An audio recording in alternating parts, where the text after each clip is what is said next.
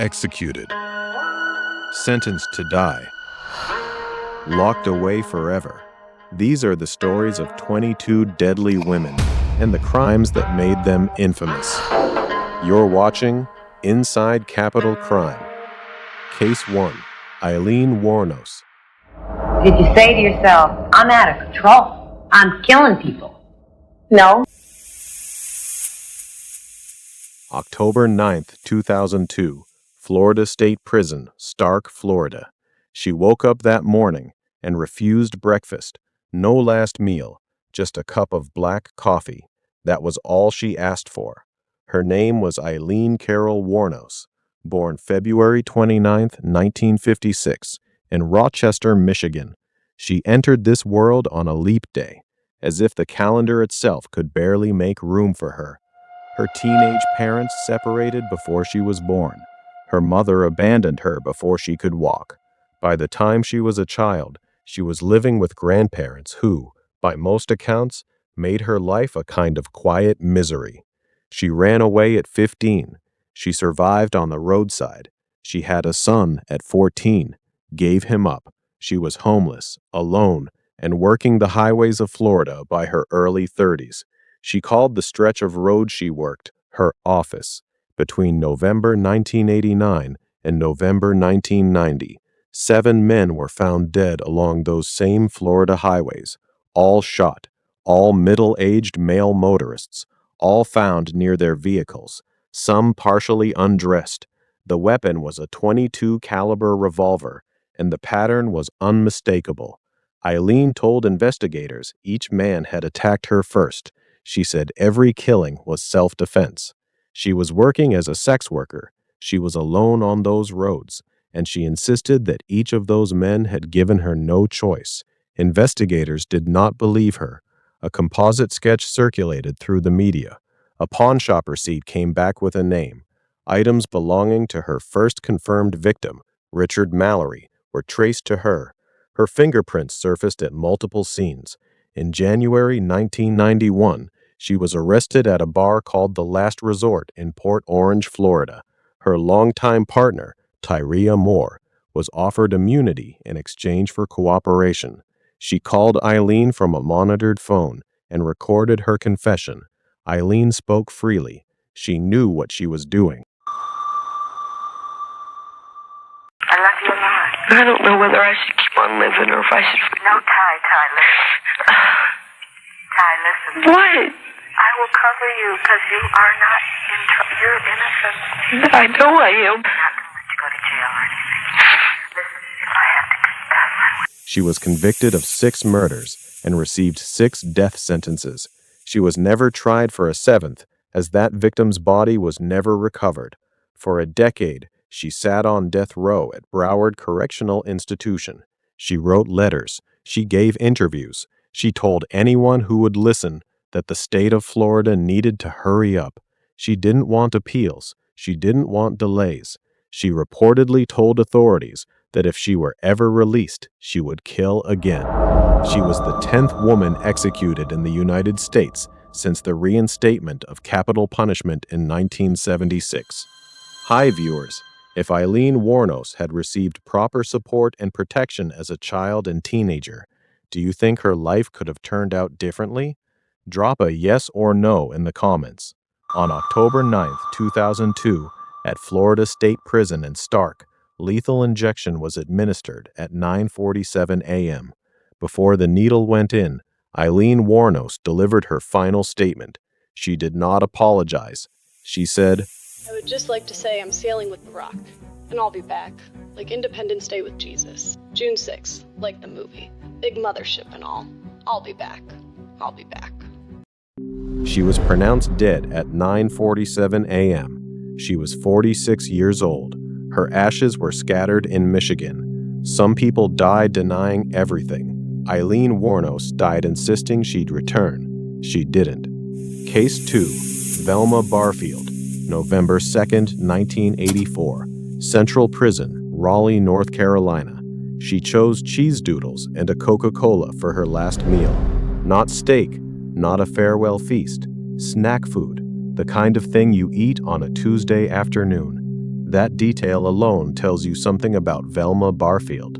Born Margie Velma Bullard on October 29, 1932, in Eastover, North Carolina, she grew up in a home she described as suffocating. She married young, had children, and quietly built a life that looked like 1,000 others in rural North Carolina. But underneath it, she was coming apart. A car accident, a hysterectomy, pain that became addiction, prescription pills, first legally prescribed, then consumed in quantities that terrified even her. She needed money to buy more, and she started taking it from the people around her, beginning in 1969 with the death of her first husband, Thomas Burke, in a house fire, and continuing through the 1970s. A trail of people who had been close to Velma Barfield began dying. Her second husband, Jennings Barfield, died in 1971. Her own mother, Lily Bullard, died in 1974. Two elderly patients she had cared for as a nurse's aide also died. The method was always the same: arsenic, dissolved into food or drink, administered slowly. She forged checks, she stole, she poisoned to cover the theft, and then she kept doing it. Her final victim was Stuart Taylor, a widower she had been dating. She had forged checks on his account to fund her pill habit. When she feared discovery, she mixed an arsenic-based rat poison into his beer and tea. He fell sick. She drove him to the hospital herself. He deteriorated over days and died. The autopsy found arsenic poisoning. Velma was arrested in May 1978. At trial, she appeared almost indifferent. When the district attorney delivered his closing argument, Velma Barfield reportedly gave him a round of applause from the stand. She was sentenced to death in December 1978. What happened next surprised many people. In prison, Velma Barfield underwent a transformation that she described as a genuine Christian conversion. She counseled inmates. She corresponded with Billy Graham, who publicly advocated for her clemency. She became, by nearly every account, a different person than the one who had slowly poisoned 7 people. Governor Jim Hunt declined to grant clemency. He was running for Senate. The timing was noted by many. In the early hours of November 2, 1984, Velma Barfield was led to the execution chamber at Central Prison in Raleigh. She was the first woman executed in the United States since 1962.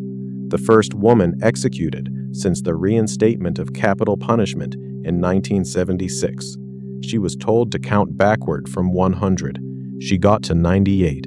Her voice slurred into silence. She was pronounced dead at 2:15 a.m. Her final statement was this: "I know that everybody has gone through a lot of pain, all the families connected, and I am sorry, and I want to thank everybody who has been supporting me all these 6 years."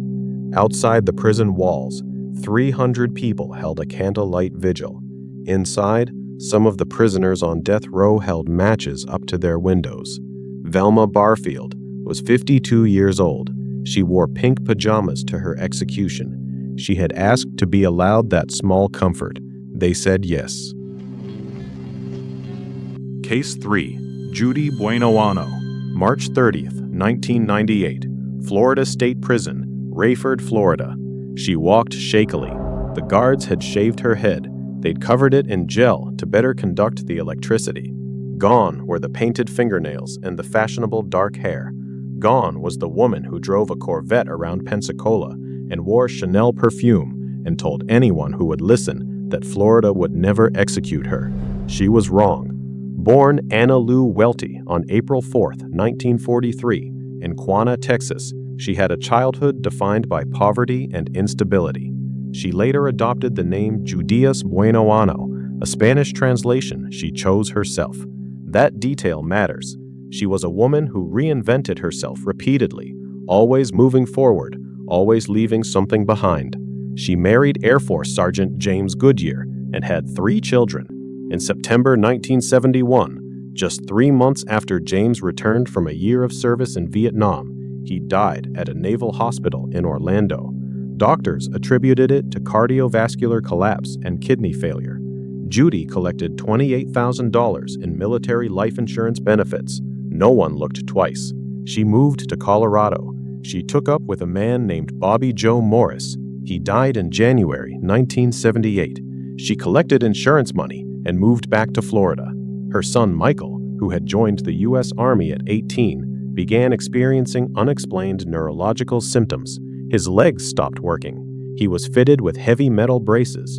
In May 1980, she took him out on a canoe on the East River near Pensacola.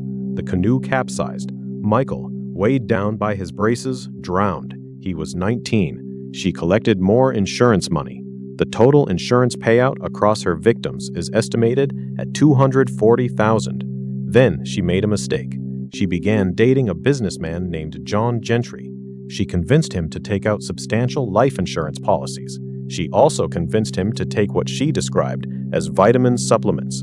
In June 1983, his car exploded in a parking lot. He survived. When investigators tested the vitamins she had been giving him, they contained arsenic and formaldehyde. The exhumations began. James Goodyear, Bobby Joe Morris, Michael, all found to have died from arsenic poisoning. She never confessed, not once. In 1984, she was convicted of murdering Michael and sentenced to life in prison. In 1985, she received the death sentence for the murder of James Goodyear. She spent nearly 13 years on death row, insisting on her innocence. On March 30th, 1998, Judy Buenoano was executed in the electric chair at Florida State Prison. She was 54 years old. She became the first woman executed in Florida since 1848, and only the third woman executed in the United States since the reinstatement of capital punishment. She left no final statement. She never said sorry, not once in all those years. Case 4. Lizzie Borden, August 4, 1892, Fall River, Massachusetts. No execution, no prison sentence. She walked out of that courtroom a free woman, and the questions have never stopped. The morning of August 4th, 1892, began like most mornings in the Borden household on 2nd Street in Fall River, Massachusetts. Andrew Borden, 69, a wealthy and reputedly tight-fisted businessman, had returned home from his morning errands and lay down on the parlor sofa to rest. His wife, Abby Borden, 64, was upstairs in the guest room. Their daughter, Lizzie, 32 and single, was somewhere in the house. The maid, Bridget Sullivan, was outside washing windows. What happened next happened in two separate moments, approximately 90 minutes apart. Abby Borden was struck 19 times in the head with a hatchet while she knelt in the upstairs guest room. She was killed first. Then Andrew Borden was struck 10 or 11 times while he lay sleeping on the sofa, his face rendered unrecognizable. Lizzie called out to the maid. She said, "Someone has killed Father." A neighbor, Adelaide Churchill, heard Lizzie clinging to the screen door and rushed over. Police were called. There was no blood on Lizzie, no sign of forced entry into the house. The doors had been triple locked. The only people home were Lizzie and Bridget. When asked where she had been, Lizzie's answer shifted. She said the barn. She said the loft. She said she was looking for fishing equipment. She had tried to purchase prussic acid, a poison, at a drugstore the day before the murders. The pharmacist refused to sell it to her. 3 days after the murders, Lizzie was seen burning a dress in the kitchen stove. She told a neighbor it was stained with old paint. She was arrested on August 11, 1892. Her trial began in June 1893 and became a national sensation. The prosecution had no witnesses to the killings and no direct physical evidence. The jury, all male, deliberated for 90 minutes. They acquitted her. The verdict was celebrated by many at the time. Lizzie Borden was a well-dressed, church-going woman of respectable standing. The Victorian imagination could not accommodate the idea of such a woman doing such a thing. She inherited a substantial sum after her father's death. She moved into a larger house across town, which she named Maplecroft. She lived there until her death from pneumonia on June 1, 1927. She was 66 years old. Her sister Emma, with whom she had shared the 2nd Street house, moved away years before Lizzie died and never reconciled with her. No one was ever charged. No one else was ever seriously investigated. The hatchet found at the scene had a broken handle and appeared to have been recently cleaned. It never conclusively matched the wounds. The body of Abby Borden was found face down. She had seen what was coming. Lizzie Borden died in her own bed, in her own house, in her own town. Acquitted, free. The case is still open. It always will be. Case 5. Myra Hindley, July 1963, October 1965, Manchester, England. Her mugshot became one of the most recognized photographs in British history. A bleached blonde woman staring directly into the camera with an expression that told you nothing at all. Cold, still, empty. That photograph would follow Myra Hindley for the rest of her life. Born July 23, 1942, in Manchester, England, Myra Hindley was raised partly by her grandmother after her mother struggled to cope. She was, by early accounts, an unremarkable young woman. Then, at 19, she met Ian Brady at work, and everything changed. Brady was obsessed with Nazi ideology, violence, and control. He introduced Hindley to a worldview built entirely on the idea that ordinary moral rules did not apply to people like them. She fell completely. She has since said she was under his influence. What the evidence showed was something more active than that. Between July 1963 and October 1965, 5 children and teenagers were abducted, sexually assaulted, and murdered in and around Manchester. Their bodies were buried on Saddleworth Moor, a desolate stretch of moorland east of the city. The killings would become known as the Moors Murders. The victims were Pauline Reed, 16, John Kilbride, 12, Keith Bennett, 12, Leslie Ann Downey, 10, Edward Evans, 17. Hindley's role was not passive. She lured the children. She gained their trust. In at least one case, investigators found audio recordings made during the abuse of 10-year-old Leslie Ann Downey. On that recording, you can hear Hindley's voice. You can hear what she said to a child who was begging for her mother.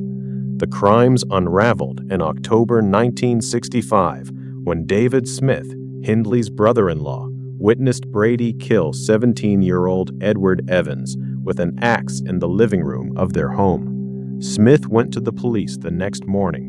When officers searched the house and Hindley's car, they found a left luggage ticket tucked into the spine of her prayer book.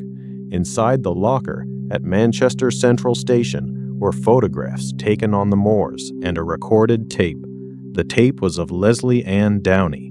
Hindley and Brady were tried in April 1966. Brady was convicted of 3 murders.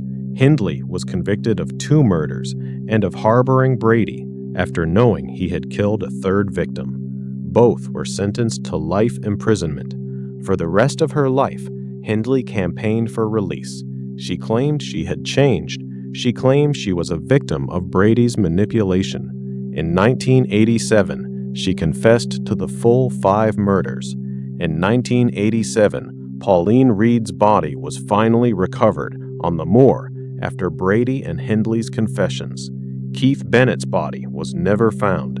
Keith Bennett's mother, Winnie Johnson, spent the rest of her life searching for her son. She died in 2012 without ever finding him. The location of Keith Bennett's remains died with Ian Brady in 2017. Myra Hindley died in prison of respiratory failure on November 16, 2002. She was 60 years old. She had served 36 years. She never left. Every application for parole was rejected. The Home Secretary eventually designated her sentence as a whole life tariff. Britain called her the most evil woman in the country. Keith Bennett has still never been found. Case 6. Rosemary West. 25 Cromwell Street, Gloucester, England. A police officer once described the smell before he even opened the door. It took 3 months to excavate the property at 25 Cromwell Street, Gloucester. When investigators finished, 9 bodies had been recovered from the cellar and garden. 3 more had been found elsewhere, 12 victims in total, including 2 of the West's own children. Rosemary Pauline West was born November 29, 1953, in Devon, England, into a household controlled by a mentally ill father who subjected the family to a rigid and frightening domestic order. She met Frederick West when she was 15. He was 24, already a convicted thief, already a man with a dark and specific set of desires. She moved in with him. She helped care for his children from a previous relationship, and then she became something else entirely. The partnership between Fred and Rose West was built on shared violence. Together, they targeted young women, often hitchhikers or runaways, people who had no one watching out for them. They would be brought to Cromwell Street. The cellar had been converted. What happened there was methodical and prolonged. The details described in court testimony reduced hardened investigators to silence. The victims' bodies were dismembered. Bones were found missing.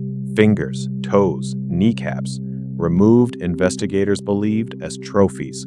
Among the confirmed victims of Rosemary West were Charmaine West, her own stepdaughter, just 8 years old, murdered while Fred was in prison for unrelated crimes, and Heather West, her own biological daughter, murdered in 1987 at age 16, buried under the patio. For years, the West children were told as a dark family joke that if they misbehaved, they would end up like Heather, under the garden. The family said it so many times that eventually someone outside the house heard it. In 1994, a social worker raised concerns. Police began investigating. When they finally excavated the garden and the cellar, the investigation expanded outward to other properties. Fred West was arrested and charged with 12 murders. In January 1995, before he could stand trial, he hanged himself in his prison cell. Rose West stood trial alone in October 1995. She denied everything. She said she knew nothing. On each count, as the charges were read, her response was always the same: "I'm innocent." The jury convicted her on all 10 counts of murder. The judge sentenced her to life in prison and recommended she never be released.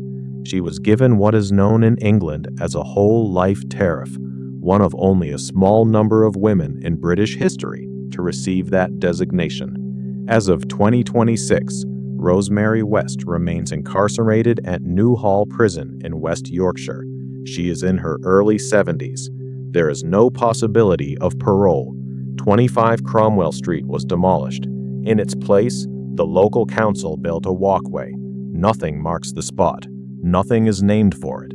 The families of the victims were told the site would never be used to memorialize the killers. Some of the victims' families said that wasn't enough, that nothing would ever be enough. They were right. Here is a number that does not get discussed enough. Of the thousands of people currently on death row in the United States, fewer than 2% are women. 2%. Yet the cases of women who kill are frequently among the most methodical, the most prolonged, and the most personal in criminal history. They rarely kill strangers. They kill the people who trust them most, the patients in their care, the children in their homes, the men in their beds. They use access. They use proximity. They use the fact that no one is looking. And that is what makes the next case so difficult to look away from. Case 7. Belle Gunness, 1884 to 1908, LaPorte, Indiana. She placed advertisements in Norwegian-language newspapers across the Midwest. The wording was warm, practical. She was a widow, she wrote. She owned a farm in Indiana. She was looking for a serious man with financial means, a man willing to invest in a future together.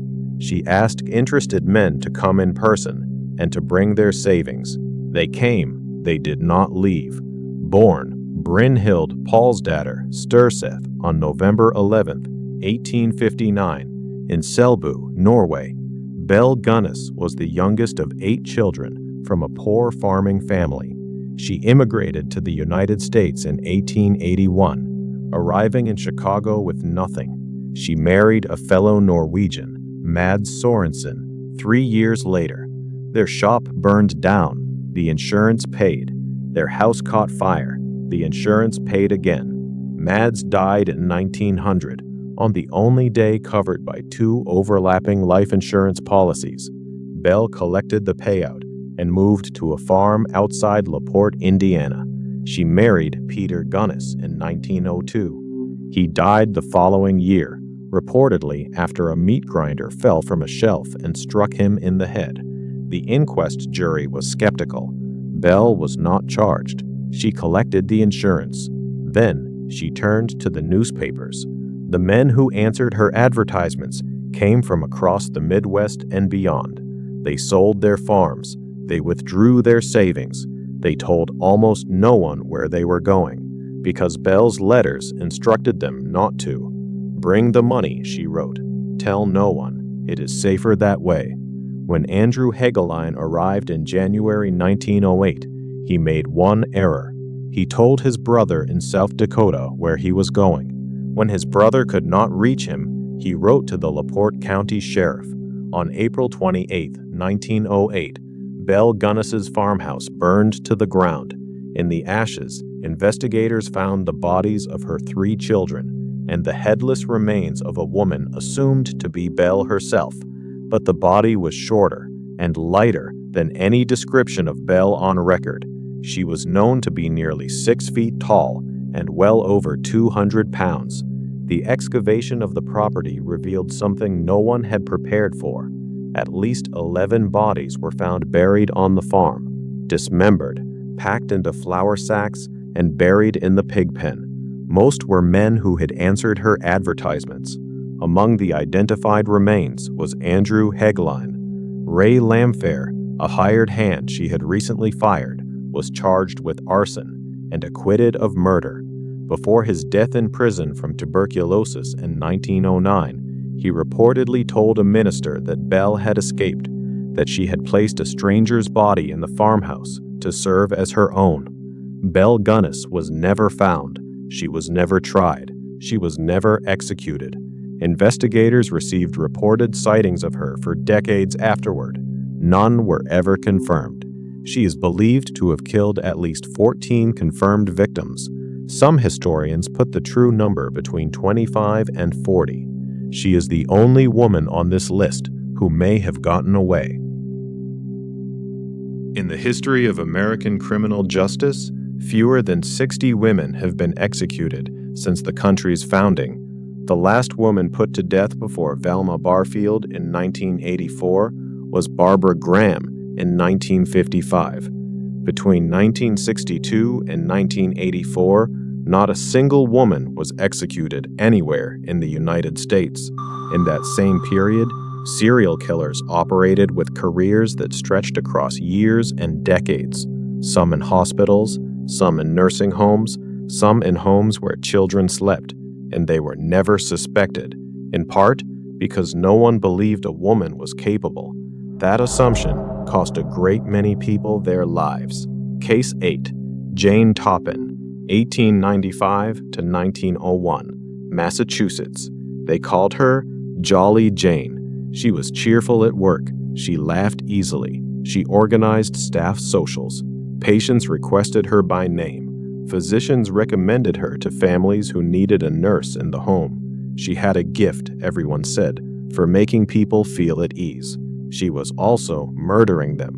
Born Honora Kelly on March 31, 1854, in Boston, Massachusetts, to Irish immigrant parents, Jane Toppin's early life was defined by loss.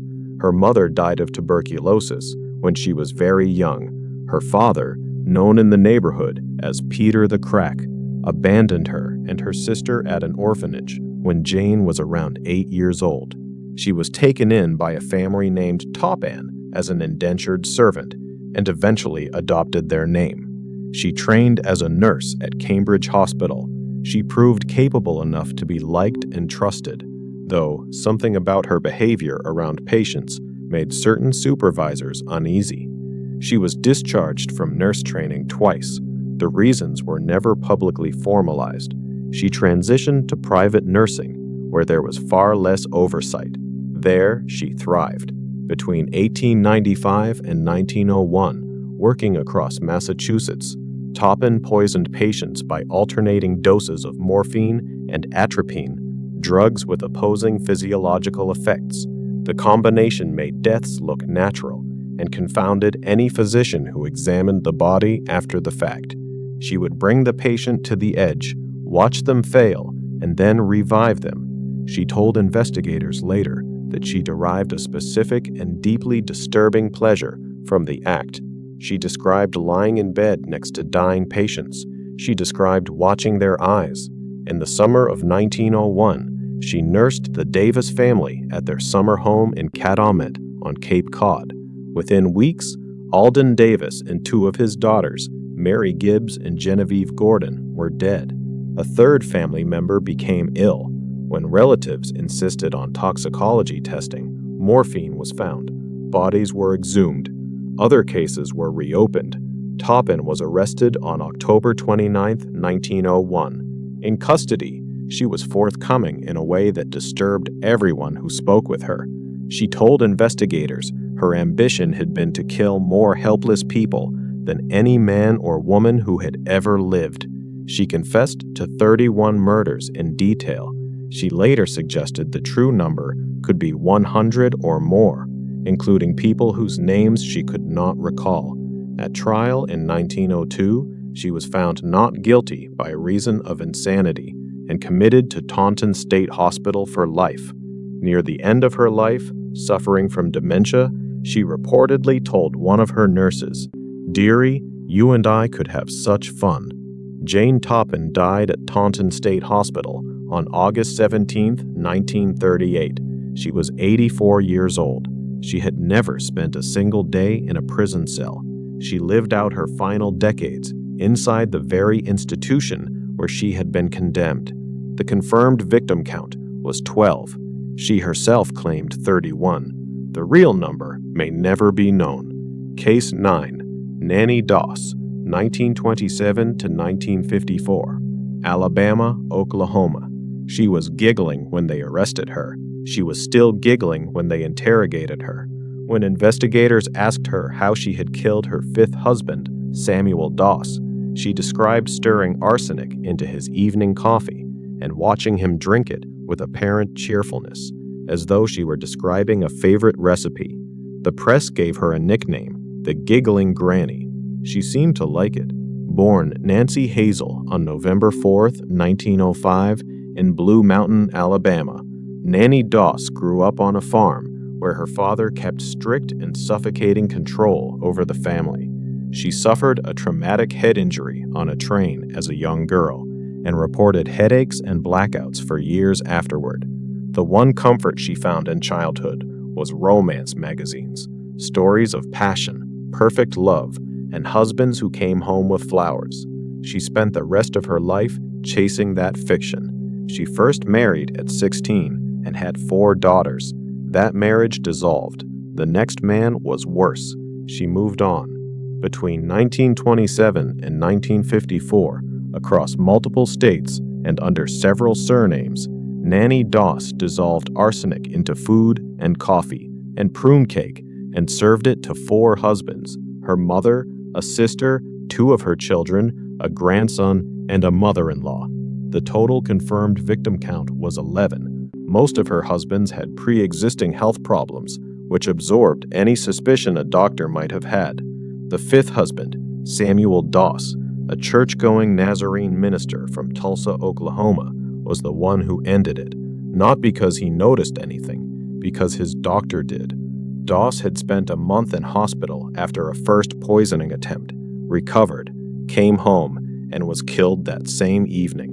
His physician was troubled enough by the sudden relapse to request an autopsy before the burial. What he found was, in his words, enough arsenic to kill several men. Nanny was arrested and brought in for questioning. During the interrogation, while investigators laid out evidence of deaths spanning decades, she giggled. She answered in full sentences. She said her conscience was clear. Under continued questioning, and reportedly in exchange for being allowed to keep a romance magazine, she confessed to killing 4 of her husbands. On May 17, 1955, Nanny Doss pleaded guilty and was sentenced to life in prison for the murder of Samuel Doss. The judge later explained he was not willing to set a precedent by executing a woman. She was never prosecuted for the other murders. She died of leukemia at the Oklahoma State Penitentiary on June 2, 1965. She was 59 years old. She died in the hospital ward, not in a courtroom, not in an execution chamber. At sentencing, she reportedly appeared thrilled at the prospect of prison. It was the most stability she had known. Case 10, Janine Jones, 1977 to 1982, Texas. The babies kept dying. No one could explain why. Healthy infants would suddenly stop breathing. Some survived, many did not. And wherever it happened, Janine Jones seemed to be nearby. Born July 13, 1950 in Texas, she was adopted as an infant. Friends and coworkers described her as attention-seeking, a woman who craved praise and who seemed happiest when she was the center of a crisis. She became a licensed vocational nurse and found work caring for children. At Baker County Hospital in San Antonio, coworkers noticed something strange. Whenever Jones was on duty, medical emergencies increased. Babies who had been stable suddenly stopped breathing. Some recovered, others died. Doctors initially blamed bad luck, then coincidence, then something far darker. Investigators eventually discovered that several children had been injected with drugs they never needed, including succinylcholine, a powerful muscle relaxant, and heparin, an anticoagulant. The victims ranged from newborns to toddlers. Authorities linked Jones directly to at least 2 murders and numerous injuries, though investigators later suspected the true number of victims could be much higher, possibly dozens. Hospital administrators, fearful of lawsuits and public panic, quietly allowed Jones to resign instead of alerting authorities immediately. That delay may have cost additional lives. In 1984, she was convicted in the murder of 15-month-old Chelsea McClellan and sentenced to 99 years in prison. She received an additional 60-year sentence for injuring another child. For decades, Texas law contained a loophole that could have allowed her release. Public outrage followed. The law was changed. Additional charges were later filed, ensuring that Janine Jones would remain behind bars. As of 2026, she remains incarcerated. She is 75 years old, and many families believe the full number of children she killed will never be known. The babies trusted her, their parents trusted her, and for years, so did everyone else. Case 11, Beverly Allett, 1991, Grantham and Kesteven Hospital, Lincolnshire, England. Between February and April 1991, 4 children died on Ward 4 of Grantham and Kesteven Hospital in Lincolnshire, England. 9 others suffered severe and unexplained medical crises during the same period. Some sustained permanent brain damage. The ward was a children's ward. The patients were infants and young children. The nurse on duty during nearly every incident was Beverly Gale Allett, born October 4, 1968, in Corby Glen, Lincolnshire. Allett had a history throughout her teens and early 20s of unexplained medical episodes of her own. She sought treatment repeatedly for ailments doctors could not verify or substantiate. She underwent multiple surgeries with no clear clinical need. She spent significant time in hospital settings, first as a patient, then eventually as a nurse. Psychiatrists later identified her as suffering from Munchausen syndrome and Munchausen syndrome by proxy, conditions defined by fabricating or inducing illness in oneself and in those under one's care. She passed her nursing exams on the second attempt and was hired at Grantham and Kesteven Hospital in early 1991, the only applicant available for the position at the time. Within weeks of beginning work on Ward 4, children began dying. The first was 7-week-old Liam Taylor. He suffered a sudden and unexplained cardiac arrest and died. Then came 11-year-old Timothy Hardwick, then Kaylee Desmond, then Becky Phillips. Just 2 months old, she died suddenly at home after being discharged from the ward. Her twin sister Katie survived, but was left with brain damage, partial paralysis, and persistent medical complications. Paul Crampton, Bradley Gibson, Henry Chan, Jonathan Jobson, and 15-month-old Claire Peck, who died in April 1991 after 2 sudden cardiac arrests during her single admission. After Claire Peck's death, a police investigation was launched.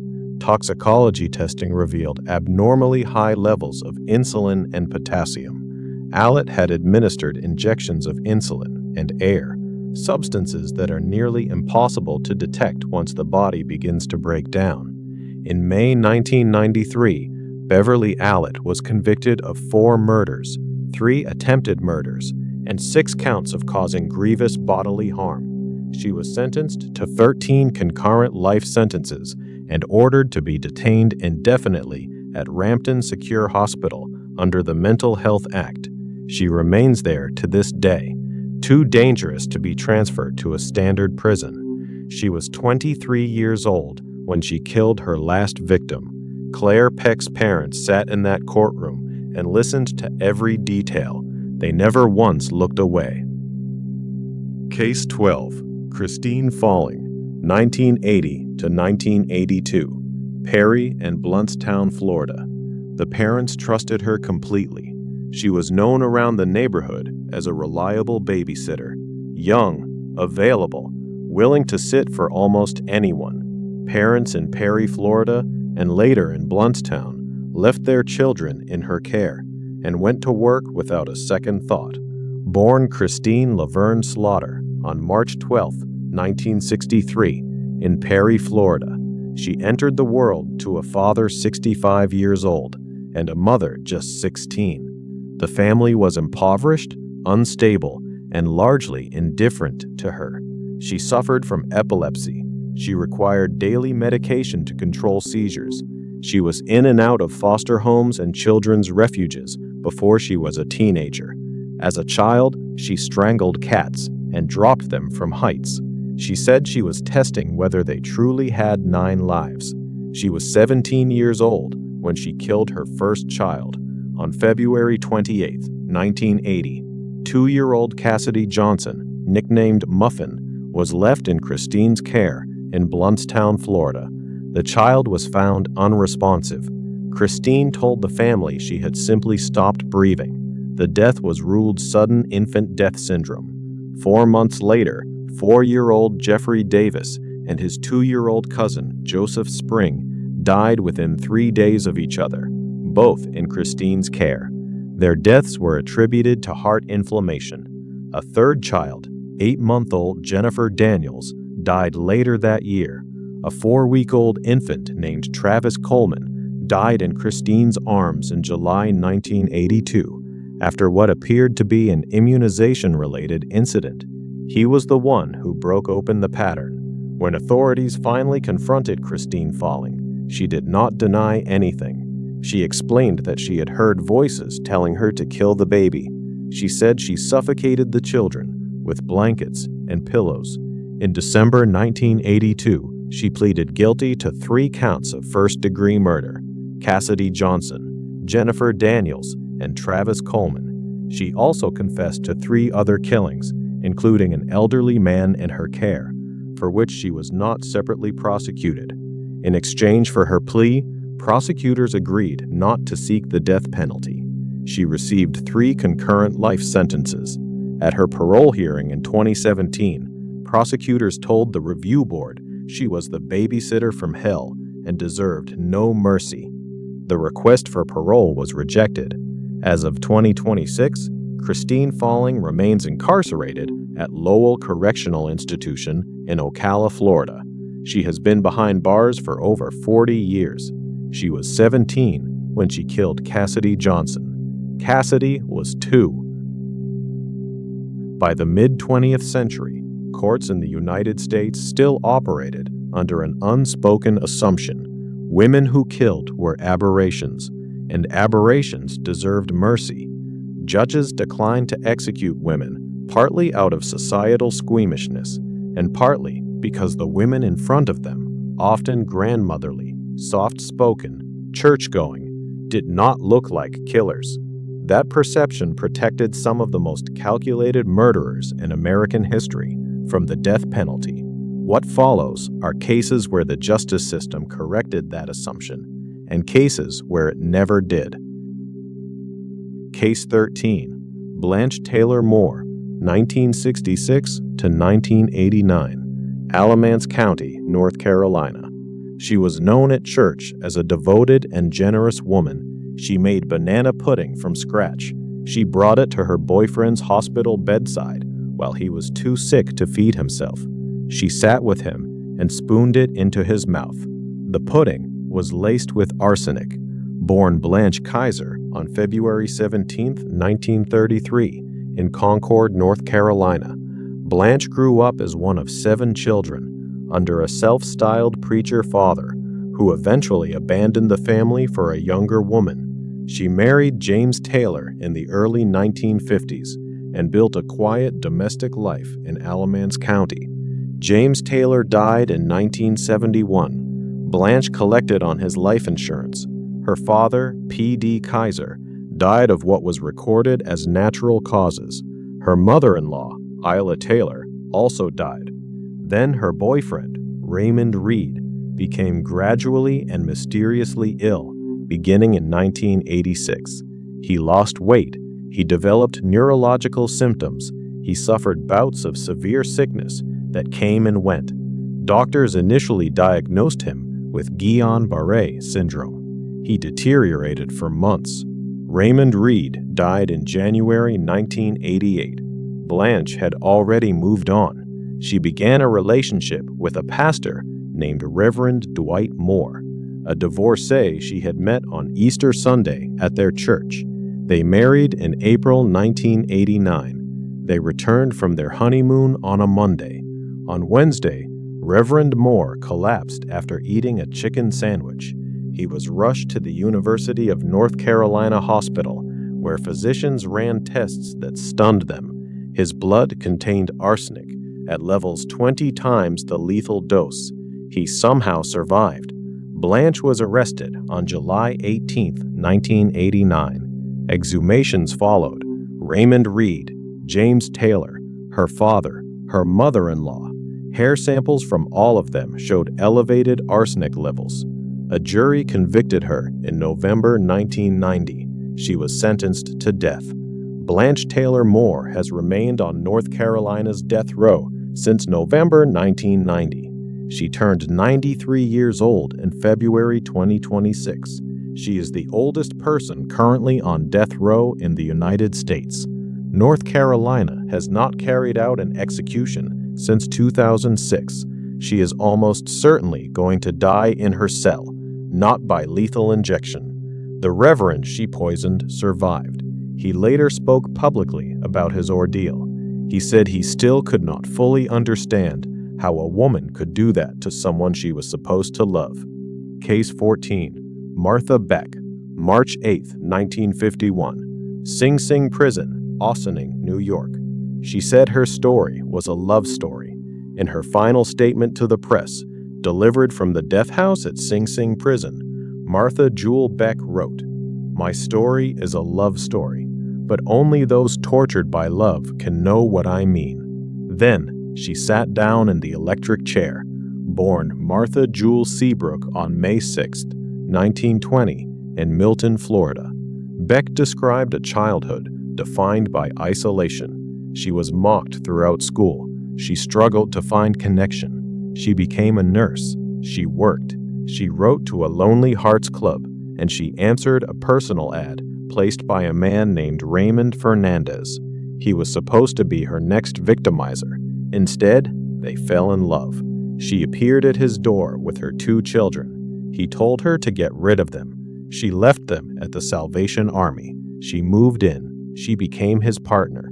Over the next 2 years, Beck posed as Fernandez's sister while he courted lonely widows. She watched, she assisted, she stood by. And when Raymond developed feelings for other women, Martha Beck became dangerously jealous. Then came murder and more murder. In 1949, they killed Janet Fay, then Delphine Downing, and Delphine's 2-year-old daughter, Raynell. A suspicious neighbor called police. Fernandez confessed. Both were convicted and sentenced to death. On the night of March 8, 1951, Fernandez was executed first. 2 hours before her own execution, he sent her a note. "I would like to yell to the world the love I feel for you." Martha Beck told a nurse she was happy to die, knowing he loved her. She was executed shortly before midnight. She was 30 years old. Her final words still hold a particular kind of darkness, because she genuinely believed what she said. It was a love story for her. That was the most disturbing part of all. Case 15. Louise Peete, April 11, 1947, San Quentin State Prison, California. She walked into murder twice, served prison time once, walked free, and murdered again. Born LaFee Louise Preslar on September 20, 1880, in Bienville, Louisiana, to a prosperous newspaper family, Louise Peete received an expensive private education and was expelled from school before she finished. She moved through multiple cities, multiple men, and multiple names. Her first husband, Henry Bosley, whom she married in 1903, committed suicide after finding her with another man. Her second husband, Harry Farote, married her in 1913 and committed suicide that same year after discovering her infidelities. Neither death was investigated seriously. In 1915, she married Richard Peete. They had a daughter. Louise had already moved on. In 1920, she was renting a room from a wealthy mining engineer named Jacob Denton in Los Angeles.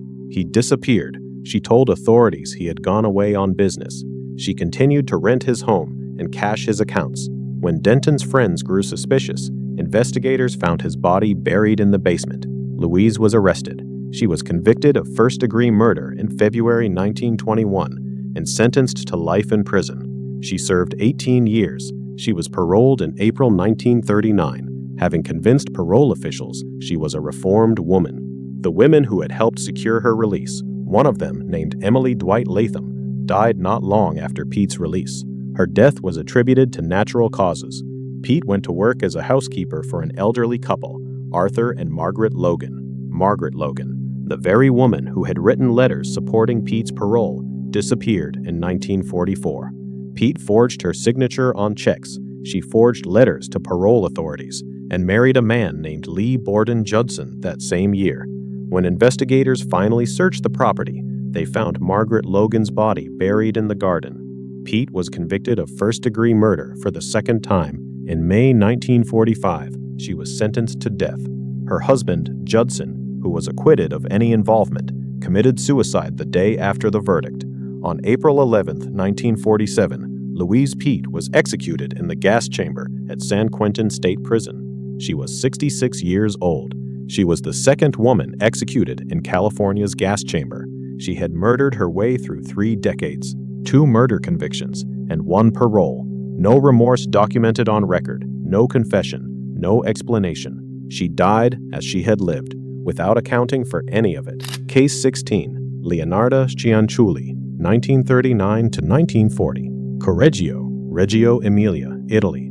She made soap from their bodies. She made cakes from their blood, and she served both to her neighbors. Born on April 14, 1894, in Montella in southern Italy, Leonarda Cianciulli came into the world under circumstances she described as cursed from the very beginning. Her mother had been married against her will, and Leonarda believed she was never truly wanted. She attempted suicide twice before adulthood. She married a registry clerk named Raphael Pensardi against her family's wishes, and her mother, she later claimed, placed a curse on the union. Whether the curse was real or not, what followed her marriage was catastrophic. She had 17 pregnancies. 3 ended in miscarriage. 10 of her children died before reaching adulthood. The 4 who survived became, by every account, the center of her world. Her entire existence organized itself around their protection. When her son Giuseppe was called up to serve in the Italian military in 1939, as World War II gathered momentum, Leonarda became consumed by a belief that he would die. She had consulted fortune tellers throughout her life. She believed she had been told that all her children would die before her. She decided she had to act. She settled on human sacrifice. Her first victim was Faustina Setti, a local woman who came to Leonarda in search of a husband. Leonarda told her she had found a match in the city of Pola. She convinced Setti to tell no one, to write postcards and letters to family in advance, so no one would ask questions. Then she killed her. She dismembered the body, dissolved it in caustic soda, and used the rendered material to make soap. She mixed the blood into flour, sugar, and chocolate, then baked cakes and served them. The second victim was a widow named Francesca Soavi. The third, Virginia Cascipo, a former opera singer, about whom Leonarda later told the court, with unsettling specificity, that she was really sweet. She was arrested in 1940, after the sister of her third victim reported the woman's disappearance to police. At her trial in Reggio Emilia in 1946, Leonarda did not attempt to hide what she had done. She corrected the prosecutor's account on several factual points. She insisted the sacrifices had kept her son safe. She was sentenced to 30 years in prison and 3 years in a criminal asylum. She died of a cerebral hemorrhage at the asylum on October 15, 1970. She was 76 years old. Her pot, her axe, and her other instruments were donated to Italy's Criminology Museum in Rome. They remain on display today. Visitors can look inside the vat she used and imagine what happened there. Most people leave quickly. Case 17. Enriqueta Martí, February 27, 1912, Barcelona, Spain. The children of Barcelona's poorest neighborhoods were disappearing. Nobody in authority was looking very hard. At the turn of the 20th century, Barcelona's Raval district was one of the most densely populated urban zones in Europe. It was also one of the poorest. Children from impoverished families went missing with a frequency that drew little official attention, because in 1912, a missing child from El Raval was not considered a crisis. It was considered a fact of city life.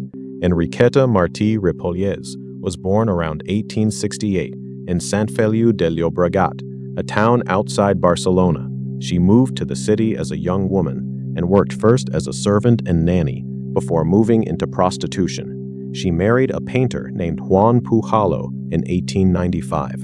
The marriage was turbulent. They separated, reconciled, and separated again. They had no children of their own. For approximately 20 years, operating across multiple apartments in Barcelona under different identities, Enriqueta Martí targeted children from the city's most vulnerable communities. She approached families living in poverty. She appeared at charitable institutions. She waited near church doorways. By day, she posed as a beggar, sometimes bringing children along with her as part of the act. At night, she operated differently. She ran a network that supplied children to wealthy clients. She also claimed to manufacture medicinal potions, ointments, and remedies, which she sold to Barcelona's upper classes. According to investigators, the ingredients used in those preparations came from the children she abducted. She maintained account books, listing wealthy clients by name. On February 10, 1912, she kidnapped her final victim, a young girl named Teresita Guitart Congost. 12 days later, a neighbor named Claudia Elias glimpsed a child matching Teresita's description through a basement window. She reported what she saw. On February 27, 1912, police led by Chief Inspector Ribot raided the apartment.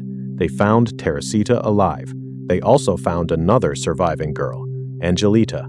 Angelita described witnessing the killing of a boy named Pepito on the kitchen table. Just days before the raid, human remains were recovered. Blood-stained children's clothing was found. Forensic experts determined the remains represented at least 12 children. The full number was never established. The public reaction in Barcelona was unlike anything the city had seen. Crowds surrounded the prison. Newspapers published daily. There were calls for immediate execution, but Enriqueta Martí never stood trial. She was held at Reina Amalia Prison while prosecutors built their case. On May 12, 1913, 15 months after her arrest, she was beaten to death by fellow inmates. No trial, no verdict, no sentence. The prison itself has since been demolished. The children she took from El Raval have no monument. Case 18, Dorothea Puente, 1982 to 1988, 1426 F Street, Sacramento, California. She baked tamales for the neighbors. She tended rose beds in the front garden. She dressed in floral prints and wore her white hair neatly set. She handed out food at the local church. In the backyard of her Victorian boarding house on F Street, the bodies of her tenants lay buried in shallow graves beneath the soil. Born Dorothea Helen Gray on January 9, 1929, in Redlands, California, Puente endured a chaotic early life marked by poverty, a string of failed marriages, and years of small-scale fraud. By the time she opened her boarding house in the early 1980s, she had already served time in prison for drugging and robbing elderly men in her care. As a condition of her release, she had been explicitly ordered not to handle government checks or work with elderly people. She immediately did both. Her boarding house at 1426 F Street accepted the most vulnerable residents Sacramento had to offer: the elderly, the disabled, alcoholics, and mentally ill adults who had nowhere else to go. Puente positioned herself as their caretaker, their advocate, their grandmother figure. She read their mail, managed their Social Security checks, paid them small stipends, and kept the rest, telling them it was for expenses. When a tenant became too sick, too suspicious, or simply too difficult, they died. She laced their food with prescription medication. She hired handymen to dig in the yard and remove soil and debris. Neighbors noticed the smell. They said nothing. Between 1982 and 1988, at least 9 people died in her care. 7 bodies were found buried in her yard. An 8th, her boyfriend, Everson Gilmouth, was found inside a wooden box floating in the Sacramento River. A 9th, her business partner, Ruth Monroe, died of a drug overdose, initially ruled a suicide. The investigation began in November 1988. A social worker reported a missing tenant named Alvaro Montoya. Police came to the house. They began digging. As the first body emerged from the soil, Dorothea Puente asked a detective if she could walk to a nearby hotel to wait. He said yes. She walked to a bus station instead. She fled to Los Angeles, sat at a bar, and introduced herself to a stranger. The stranger recognized her face from the news and called police. She was arrested 4 days later. At trial in 1993, the jury convicted her of 3 murders and deadlocked on 6 others. She was sentenced to 2 life terms without the possibility of parole. From prison, she gave interviews insisting her boarders had been well cared for. She even had a cookbook published, Cooking with a Serial Killer. She maintained her innocence until she died of natural causes at the Central California Women's Facility in Chowchilla on March 27, 2011. She was 82 years old. She never confessed, not once. The house on F Street still stands. People pay to tour it. Case 19, Griselda Blanco, 1970s to 1980s, Medellin, Colombia, and Miami, Florida. She named her youngest son Michael Corleone after the character from The Godfather. That tells you almost everything you need to know about how Griselda Blanco saw herself. Born Griselda Blanco Restrepo on February 15, 1943, in Cartagena, Colombia, she grew up in poverty in Medellin. Some accounts suggest she was involved in criminal activity as early as age 11. By adulthood, she had been married 3 times, had 4 sons, and built something no woman in the history of the cocaine trade had built before: an empire.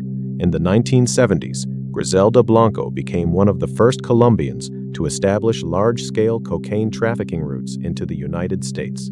She operated primarily out of Miami, flooding the city with product and eliminating anyone who stood in her way. Investigators estimate she was directly connected to at least 40 murders, though some estimates are much higher. She was suspected of ordering the deaths of her 2nd and 3rd husbands, among many others. She invented the motorcycle assassination, gunmen on motorcycles, pulling up quietly, firing, and vanishing into traffic.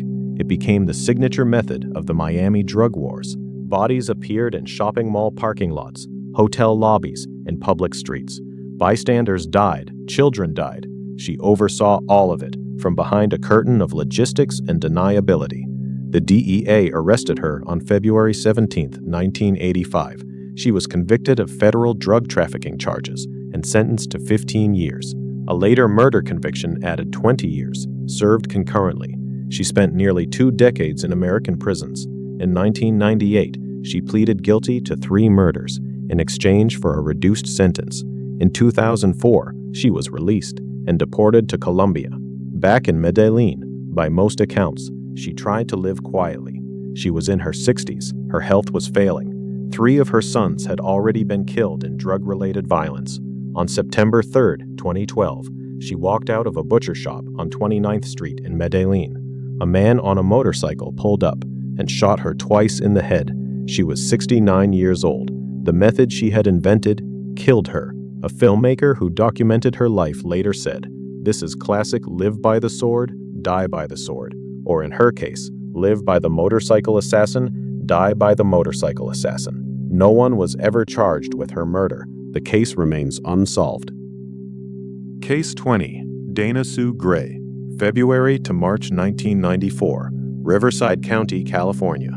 She went shopping immediately afterward. Every time, every victim, she took the credit cards, drove to the stores, and spent. Candles, antiques, clothes. She described a compulsion she couldn't explain, a need that overrode everything else, including the women she had just left dying behind her. Born Dana Sue Armbrust on December 6, 1957, in Newport Beach, California. Gray trained as a nurse and worked for years in labor and delivery at Inland Valley Regional Medical Center in Riverside County. She married, accumulated significant debt, filed for bankruptcy, and in November 1993 was fired from her hospital position for stealing opioid medications. By February 1994, she was desperate. Her first confirmed victim was 86-year-old Norma Davis, killed on February 14, 1994, in Lake Elsinore. Davis was strangled with a telephone cord in her home. Gray took her credit cards and went directly to the shops.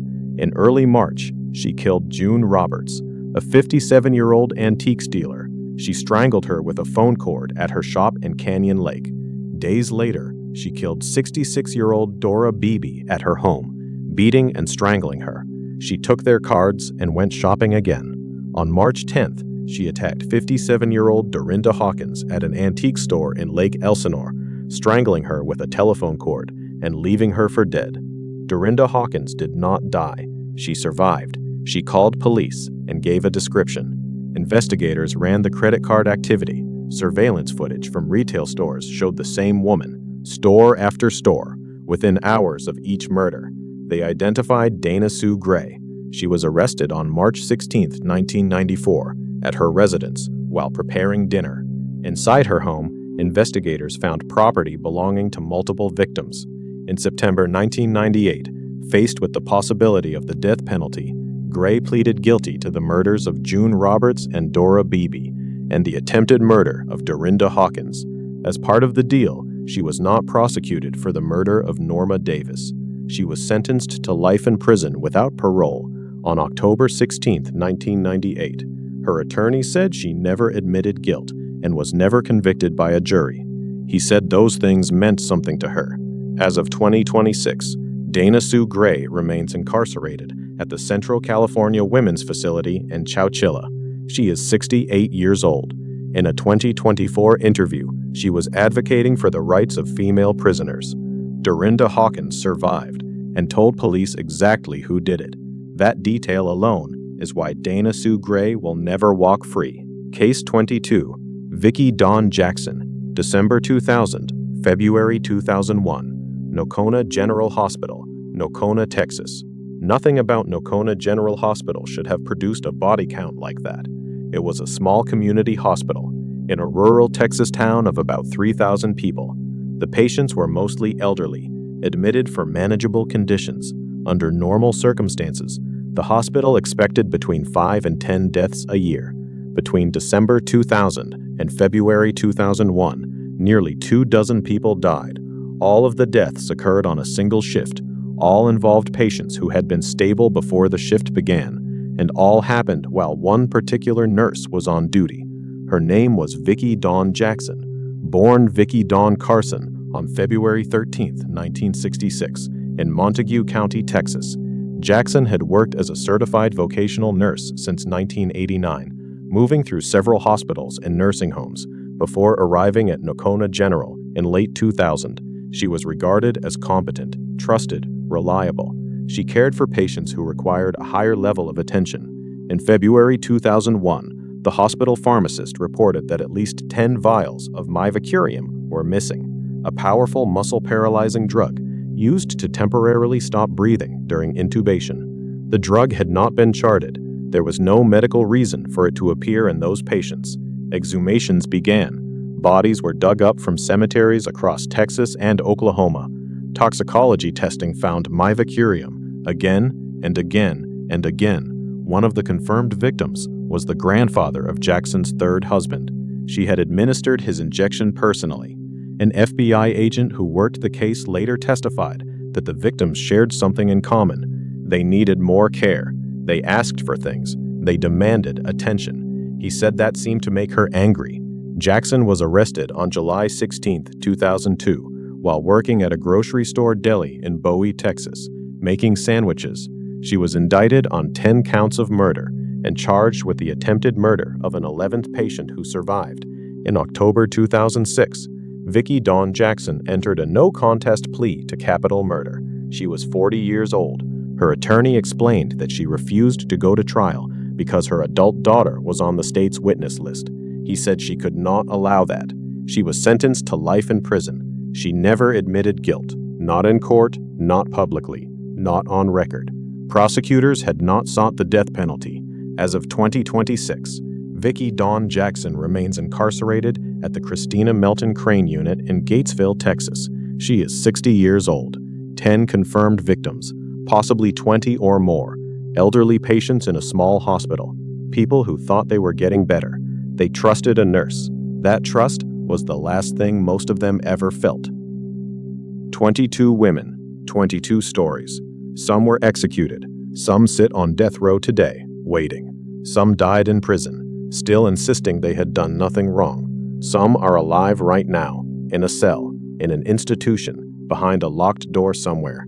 Women who made choices that ended lives, destroyed families, and left wounds that never fully closed.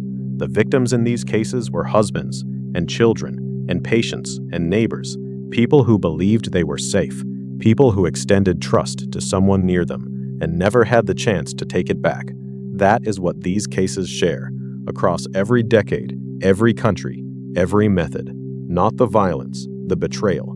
Remember the names of the people who were taken, not just the women who took them. You've been watching Inside Capital Crime.